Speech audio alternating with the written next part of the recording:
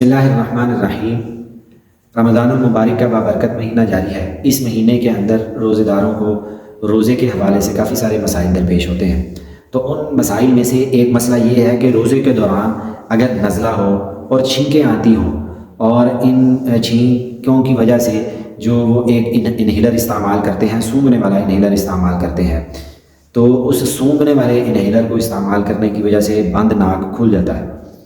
اور چھینکوں میں بھی کوئی جو ہے نا وہ افاقہ ہو جاتا ہے، تو کیا اس کے استعمال سے بھی روزہ ٹوٹ جاتا ہے یا کہ نہیں؟ تو انہیلر کے استعمال سے یہ بات ذہن میں رکھیں کہ انہیلر کے استعمال سے دوائی جو ہے وہ بندے کے جسم کے اندر منتقل ہو جاتی ہے، جسم کے اندر داخل ہو جاتی ہے، اور اس لیے روزے کی حالت میں اس کا استعمال درست نہیں ہے۔ اگر اس کو استعمال کیا ہے تو اس کے استعمال کرنے کی وجہ سے روزہ ٹوٹ جاتا ہے۔ ہاں البتہ روزے کی حالت میں ناک کے اوپر یا اس کے اطراف میں، ناک کے اوپر لگا لیں یا دائیں بائیں اگر کوئی وکس لگا لیتا ہے یا کوئی بام لگا لیتا ہے تو اس کے سونگھنے سے روزہ نہیں ٹوٹے گا، کیونکہ اب اس کے ذرات کا ناک کے اندر جانا جو ہے نا وہ دشوار ہے، وہ نہیں جا سکتے ہیں، تو اس کی وجہ سے روزہ نہیں ٹوٹے گا۔ تو اللہ تعالیٰ ہمیں ان مسائل کو سیکھ کر، سمجھ کر اس پر عمل کرنے کی توفیق عطا فرمائے۔